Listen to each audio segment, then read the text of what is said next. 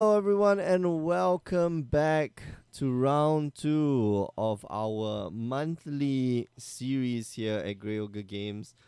My name is Mick. I'm your host for today. We're watching the match here between Nicholas Tang and Joshua Tan.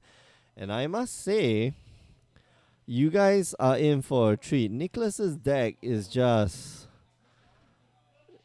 Well, if he doesn't get mana screwed or mana flooded, his deck is just insane in the membrane. And Joshua's got to look out. Like, man, Nicholas's deck is just crazy. Hopefully, we'll get to see some of that. Yeah. Let's see, Joshua. Joshua was here in the booth earlier, and it looks like he's got some sweet cards. But maybe Nicholas here has even sweeter cards. So let's see this all roll out. Yeah, it's a nice Sunday afternoon. No other tournaments going on. Everybody just chilling, relaxing, playing some sealed here at Grey Ogre Games. Saw a lot of Lyras being open. I think somebody opened a Khan. Somebody's got Teferi. I know Nicholas's deck has the Weatherlight, which can search for many things in his deck. And there we go. Said creature or said planeswalker, and starts off with a Blood Talon Candle or something like that? Blood Fellow Talon? Anyway, it's a 1 mana artifact. You pay 6 mana. Target creature gets -6, -5, -5. And I believe this card is Hero of Benelish Hero, something like that. Gets +1/+0 for each each legendary Benelish Honor Guard. It gets +1/+0 for each legendary creature you control. 3 mana up, just passes the turn.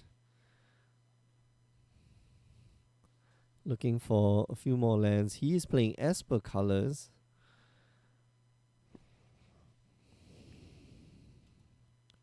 And Joshua, I believe, goes down to 16.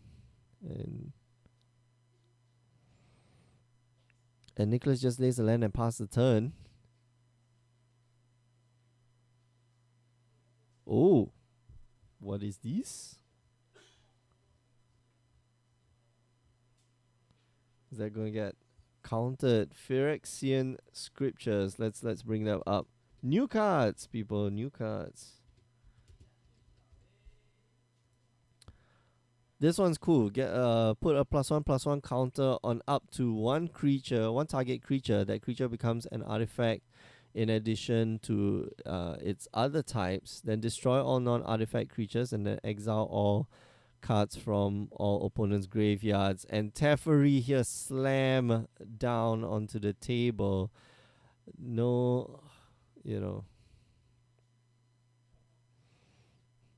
couldn't wait to just slam that Teferi on the table and onto an empty side of the board. Joshua here just doesn't have a lot going for him on his side of the table. No pressure, not going to be able to get rid of that Teferi anytime soon. Skittering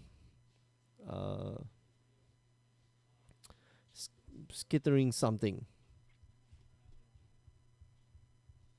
Enters the battlefield, look for a land, put it into your hand. Look for a basic land, put it into your hand. Skittering Surveyor, that's the card. Man, our Facebook just has frozen. I wonder if the video is still going. Oh, okay. So the live video is still there. But yeah, the live video is still here.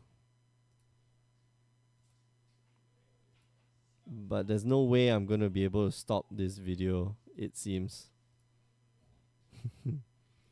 We'll just let it come to a natural halt. Wow. Ariel hitting the battlefield. Very, very strong card.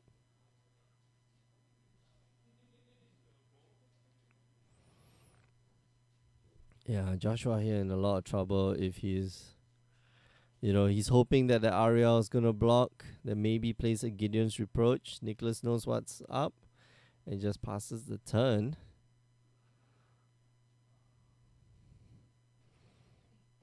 Navigator's Compass.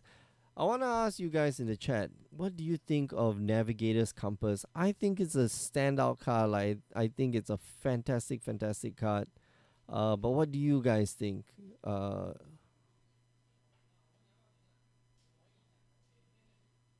hmm. Briggs Backstein saying the video's running. Thanks. Yeah, we need some feedback once in a while, especially from the chat. If since I'm so lonely, I'm so lonesome.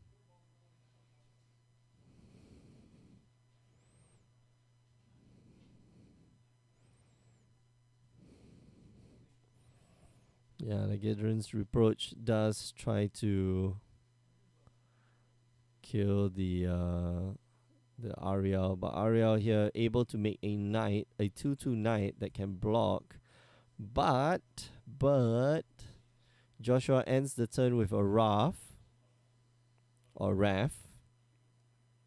puts it on the battlefield at instant speed after playing the Gideon's Reproach. And now we'll be able to start getting rid of the Teferi. Pesky Teferi. Brickbackstein saying only if you need fixing bad then the compass is good. Yeah, I mean, like, that's implied.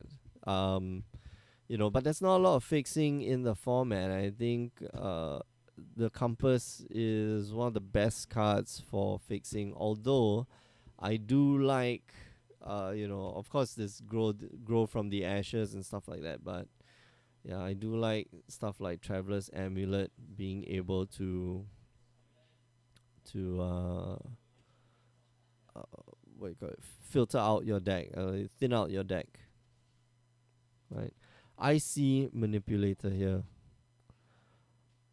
and man, Nicholas just going to town to draw them cards. I want to see what Teferi's ultimate ability is. I think it's a little bit broken, right? Oh man, no, it's a lot broken. You get an emblem. His -8 ability is you get an emblem with whenever you draw a card, exile target permanent and opponent controls. You know, that's pretty strong. That's very, very, very, very strong. With doubling season, Teferi is insane. Ooh, Lyra and Step. That's big. That's gonna hurt. So yeah, both players having, haymakers of their own. But the IC Manipulator gonna keep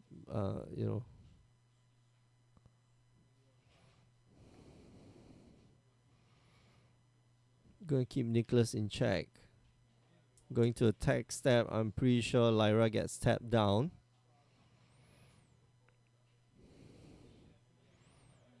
Might want to use his candle wax thingy. What is it called? Oop. Blood Tallow Candle. Right. Blood Tallow Candle. The mask was actually in a previous set. I think it's the original Innistrad set. But I forget what the mask's name was called. But the art was, they had that art before. Cool card. Cool card. A little bit of trivia. I wonder if they have it on, like... Nope.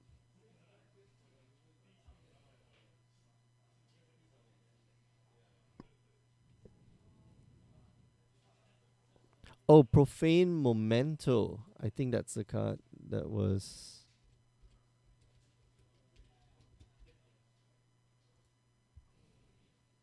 Yeah, that. There we go. Same art. What a callback. Very cool. Whenever a creature card is put into an opponent's graveyard from anywhere, you gain 1 life. And so the candle is like literally referring to the candle, which is, I guess, put into one of the slots on the head, maybe. But cool callback. Nicholas here seems to be in control of this game. The blood tallow candle getting rid of Lyra.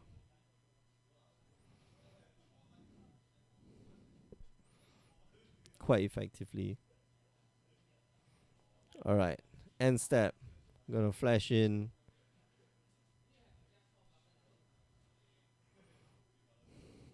I'm not quite sure why Joshua didn't flash this guy in just now to go and pick up the Lyra with the candle on the stack. Oh, it gets it back from the graveyard now.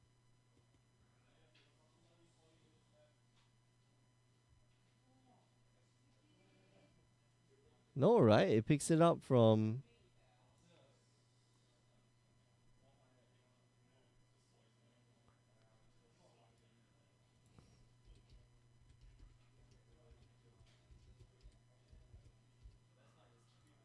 Right? Guardians of Koilos.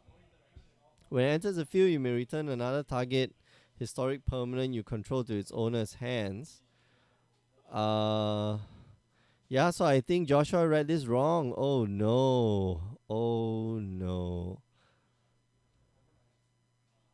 Yeah, I think he could have, he could have cast it last turn, get back his Lyra and prevented it from dying. And I think Joshua must be kicking himself now. Especially since he had this card. This card is, a very good. This is a very good card.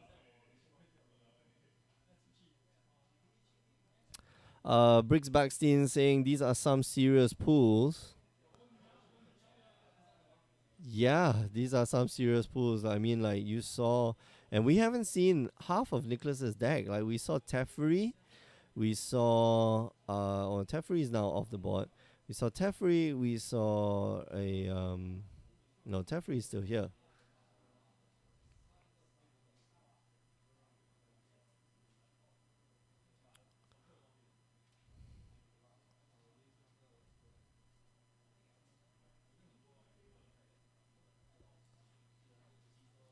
Yeah. We saw Teferi, we saw destroy target artifact. And Nicholas here going to gain 4 life, goes up to 24. And this is quite dire for Joshua. Nicholas here just has all the answers. Granted, he is drawing more than 2 cards. Like, he's drawing 2 cards a turn at least.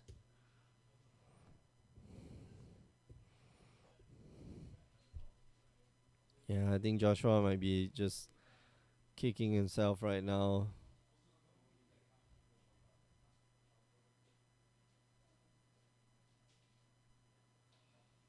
5 mana, gonna look for 2 lands, put it on the battlefield. So now his deck's probably just gas with what, 5, 9, 11. His deck is left with 6 lands.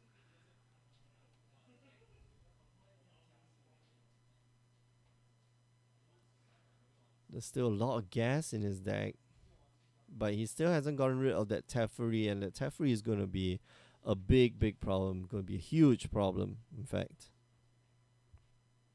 And he needs to deal with that Teferi somehow.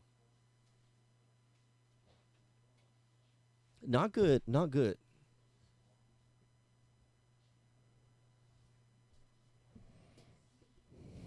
Yeah, Teferi ticking up. Like at this point, Joshua's just hoping, oh, will you just, just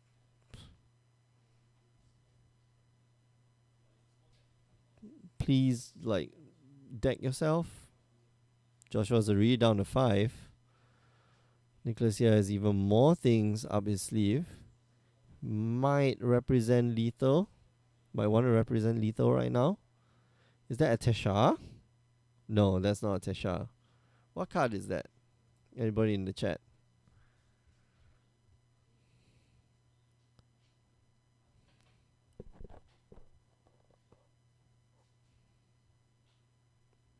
Oh, it's an even sentry. 4 mana for 3/3 flyer. Just, vanilla flyer. And yeah, it's too much. Turn 5. Teferi hits the battlefield. Nicholas is smiling ear to ear. And nothing that Joshua can do, honestly. He was behind the entire game. I think had he saved the Lyra, that would have been ideal. That would have been much better. Use the Guardians of Koilos to save the Lyra, but unfortunately, I think Joshua thought it was to take back a historic spell from the graveyard, which is not the case, of course. Historic. It only takes back a historic spell, historic permanent from the battlefield. Alright, if you're just joining us, you're watching the monthly series. Every month, players will play, a different format. This month is sealed, and the winner of this doesn't only just get a box of, not Ixalan boosters, Dominaria boosters, but will automatically be qualified for the seasonal qualifiers. And then, on top of that, will receive a 1 round bye for the seasonal qualifiers, which is quite a boon, right? 1 round is all it takes. You only need 3 more rounds. You only need to win 3 games to most of the time to qualify for the top 8. So it does reduce the number of, the amount of heartache and stress and work you have to do to make it to the top 8. And hopefully, if you win the seasonal qualifiers, you'll be invited to the Grand Championship.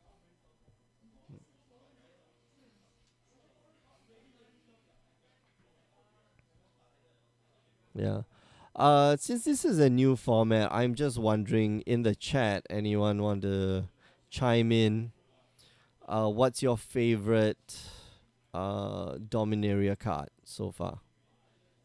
Anybody want to chime in and let me know? You can feel free to do so.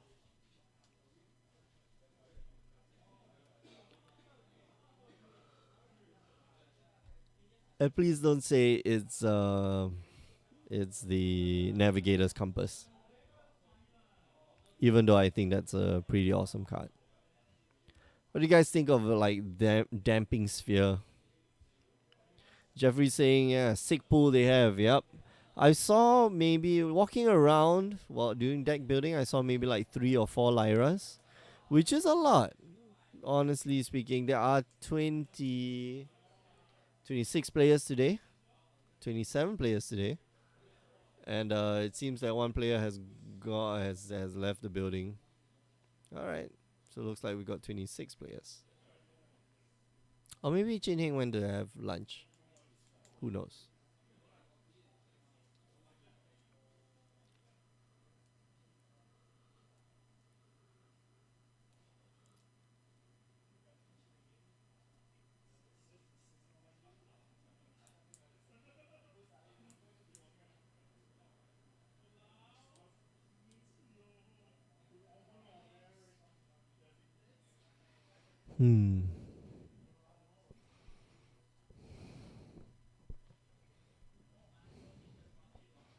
All right. So Joshua's deck, both these guys' decks are like really powerful. Slimefoot Brickbackstein saying Slimefoot just too cute. Slimefoot's not just too cute. Slimefoot is also a nasty, nasty card.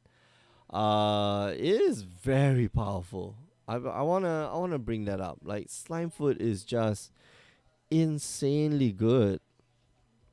And I won't be surprised that we're gonna see some form of like standard deck based around Saprolinks and maybe play like one or two slime foots. Whenever a sapling you control dies, Slimefoot the Stowaway deals 1 damage to each opponent and you gain 1 life. Jeffrey here saying Arcane Flight. Who doesn't like a flying cat? I actually like the art. Arcane Flight is like amazing art. And then that look at it, the cat. Okay, so the cat has like blue glowing eyes. It's going after a pigeon. And then you look at the guy in the background, it's like, no, my cat. And then he has to cast a spell on the cat so that the cat doesn't die.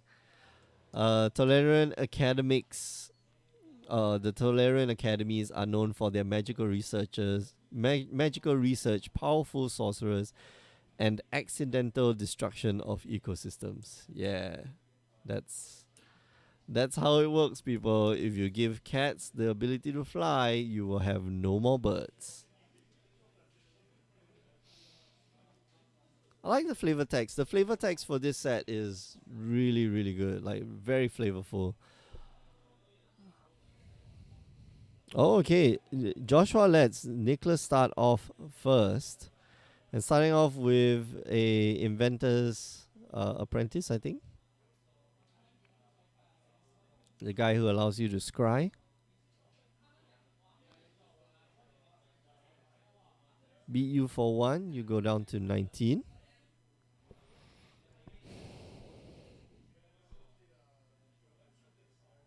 And just passes the turn. So no historic spells for Joshua just yet.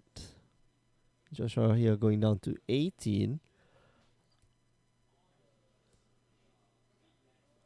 Unable to capitalize on the bird.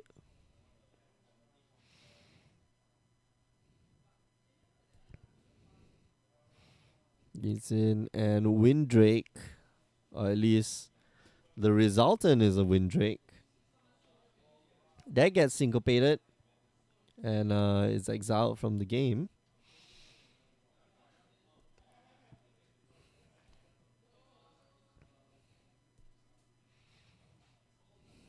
Oh wow. Okay, so Nicholas here sort of curving out 2-drop, 4-drop with the syncopate in between. Joshua here, not a lot of great options. He's just gonna pass the turn and maybe we're gonna see Raph.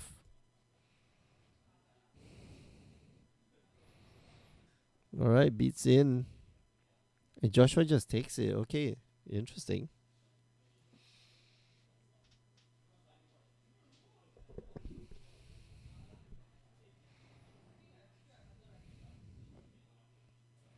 Divination draws 2 cards. Joshua last turn didn't do anything at all. That's unfortunate. Icy Manipulator with some mana up. Wow. Both players have Icy Manipulator. This is turning out to be, well, it's a Haymaker versus Haymaker deck. Like, these guys have really sick pulls. Or is Dominaria just like this? I wonder, like, it can't be that good, right? Dominaria.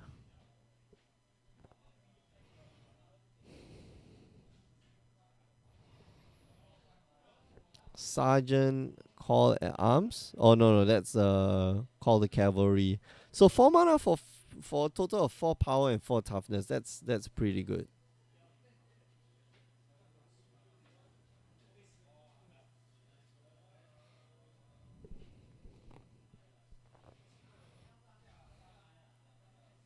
Joshua here probably gonna fall behind.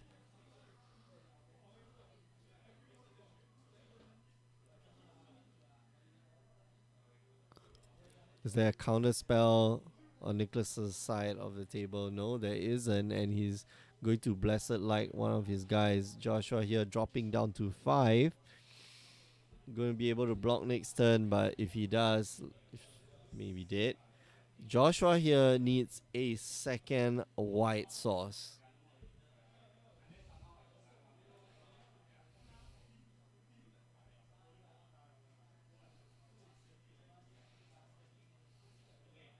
doesn't find it. Just more black.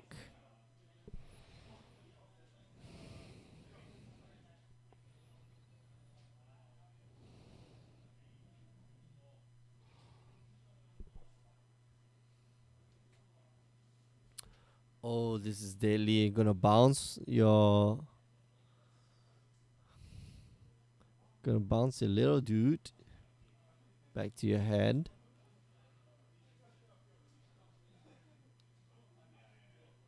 Going to attack step. Going to manipulator down. While the knights.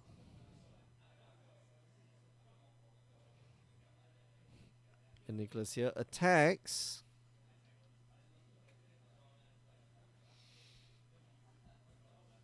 And Gideon's reproaches. Well, they're all 2-2. So reproaches 1.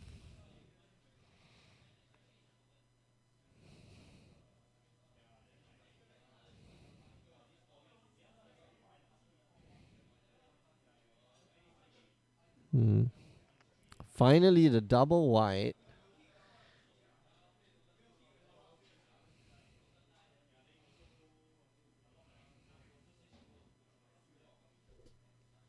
And Lyra hits the table. And Nicholas has no answer just yet. And what Joshua wants to see, maybe a bit more life gain, maybe a pump spell.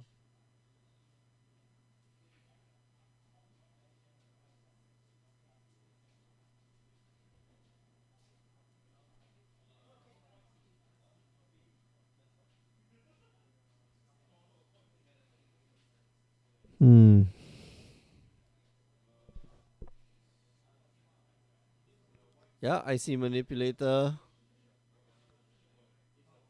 Followed by the beatdown, and that's the end of the game.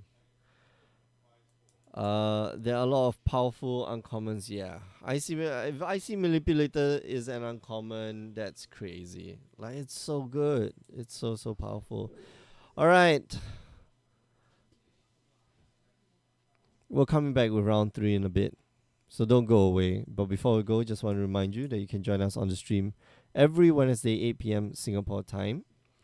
If you miss the stream, it's okay. Head on down to youtube.com/Grey Ogre Games. Watch the replays there. You can also go down to greyogregames.com to find out more about the Grey Ogre Games Invitationals and how you can be a champion. So, until round 3, we'll be back in about 20 something odd minutes. So don't go away.